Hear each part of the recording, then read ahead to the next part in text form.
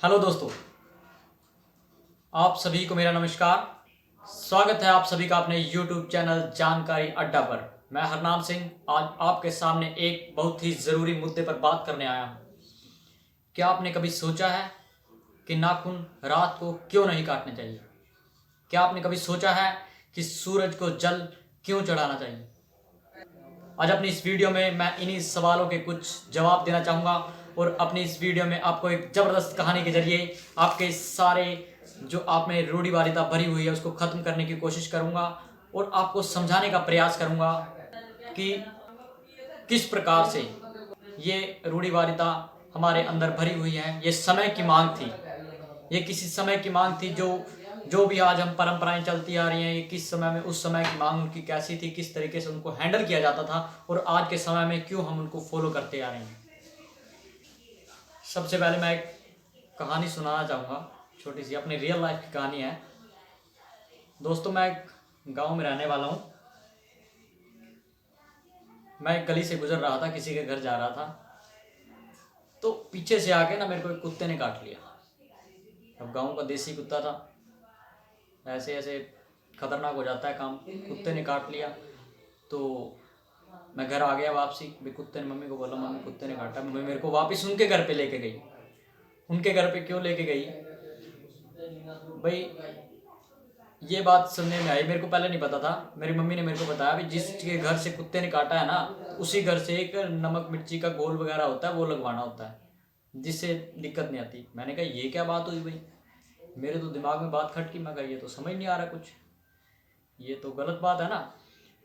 तो मैंने इस बात पर मंथन किया। भी हम तो किसी के अगर ये लेप से ही होता, अभी किसी के घर से भी लगवाया जा सकता है, क्योंकि वो पुराने ज़माने में ऐसा लेप होता था भी उन चीज़ों से ना जो जहर कम किया जा सकता था। अब आज के टाइम में तो हमें लेप का भी नहीं पता भी किस प्रकार से बनता है। तो बस ये बात चली आ रही थी तो मेरे दिमाग में अभी क्यों। तो मैंने जब इस पर विचार किया तो मैंने क्या पाया, इसके पीछे कुत्ता सबसे नज़दीक अपने मालिक के घर होता है।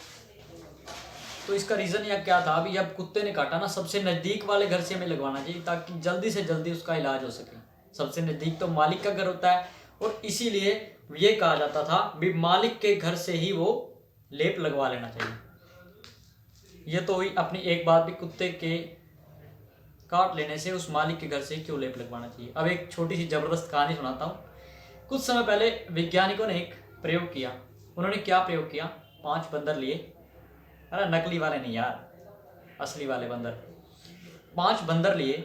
उन बंदरों को ना एक बड़े गड्ढे में डाल दिया, अभी वो जंप मार के बाहर ना कूद सके, ऐसे गड्ढे में डाल दिया। बीच में उन्होंने एक सीढ़ी लगा दी। कितने बंदर लिए? 5। 5 बंदर लिए, उनको एक गड्ढे में डाल दिया, बीच में एक सीढ़ी लगा दी। अब बंदर तो समझदार होता है यार, क्योंकि इंसान भी बंदर से बना है। बंदर ने सीढ़ी चढ़ के ऊपर आने लगा, तो इतनी देर में जब एक बंदर ऊपर आने लगा तो इतनी देर में जो वैज्ञानिकों ने नीचे खड़े बंदरों पर पानी डाला।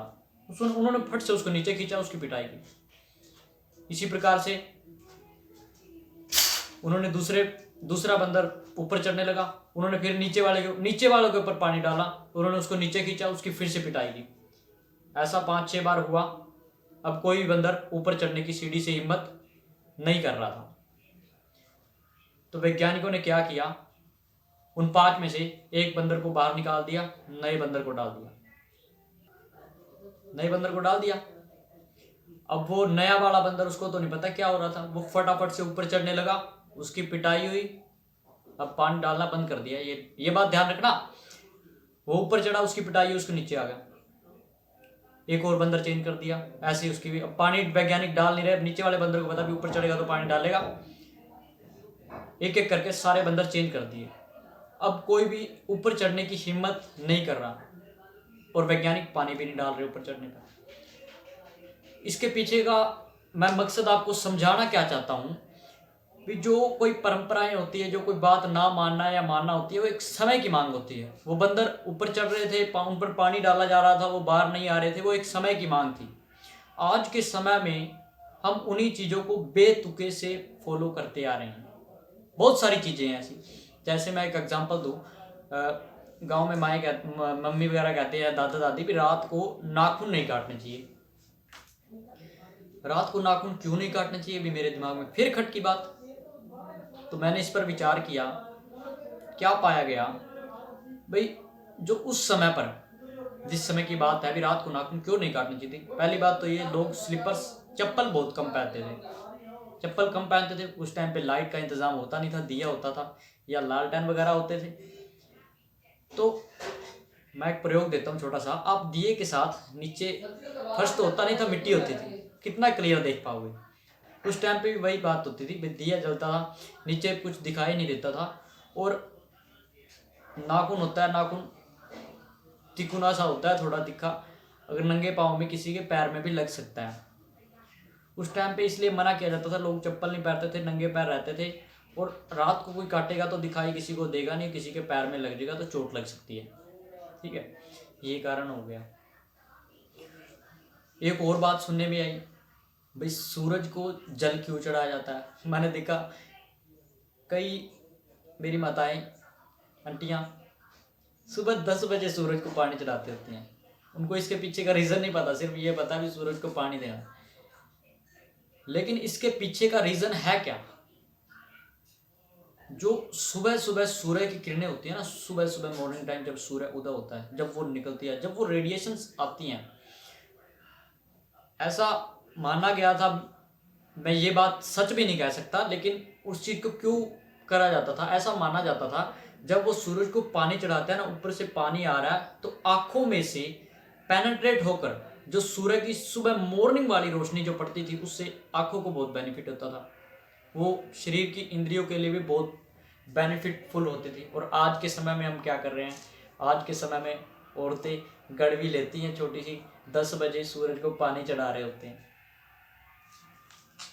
तो इसके पीछे का भरम गुरु नानक देव जी ने तोड़ा था। गुरु नानक देव जी सिखों के पहले गुरु हैं, गुरु नानक देव जी। वो गए किसी तीर्थ जगह पर, तो उन्होंने देखा भी बहुत सारे पंडित महाराज जी और भी बड़ी जनता आई हुई है वहाँ पे। वहाँ नदी में, पवित्र नदी थी कोई, वहाँ पे क्या कर रहे हैं, ऐसे पानी चढ़ा रहे हैं सूरज की तरफ।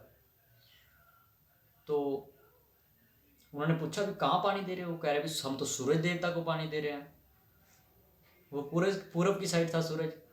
तो गुरु नानक देव जी ने उनके भ्रम को, उनके जो उन्होंने जो रूढ़िवादिता को ऐसे मानते चले आ रहे थे, उनको तोड़ने के लिए अपोजिट साइड नदी में खड़े होकर, वो तो पूर्व दिशा में पानी का जल चढ़ा रहे हैं सूरज को, उसके अपोजिशन साइड में, अपोजिट यानी कि पश्चिम दिशा में खड़े होकर ऐसे करके पानी देने लगे। और वहाँ जो लोग, पंडित महाराज, बड़े बड़े विद्वान, वो कह रहे ये क्या कर रहा है, ये बंदा क्या कर रहा है, ये शख्स कर क्या रहा है। उन्होंने उससे पूछा, भाई हम तो सूरज को पानी दे रहे हैं, तुम क्या कर रहे हो उसके अपोजिट साइड में। तो गुरु नानक देव जी ने क्या कहा, भाई यहाँ से 250-300 मील दूर मेरे खेत है, वहाँ पे मैं उन खेतों को पानी पहुँचा रहा हूँ। तो उन्होंने आगे क्या कहा, भाई क्या ऐसा पॉसिबल है, भाई इतनी दूर तुम 300 मील दूर अपने खेतों में पानी पहुँचा रहे हो। तो गुरु नानक देव जी ने आगे पता क्या कहा उनको, वो कहते भी अगर तुम करोड़ों मील दूर सूरज तक पानी पहुँचा सकते हो, वो पहुँच भी रहा है तुम कहते हो, तो क्या मेरा 300 मील दूर तक पानी नहीं पहुँच सकता। इसी तरीके से उन्होंने लोगों का वहम तोड़ा।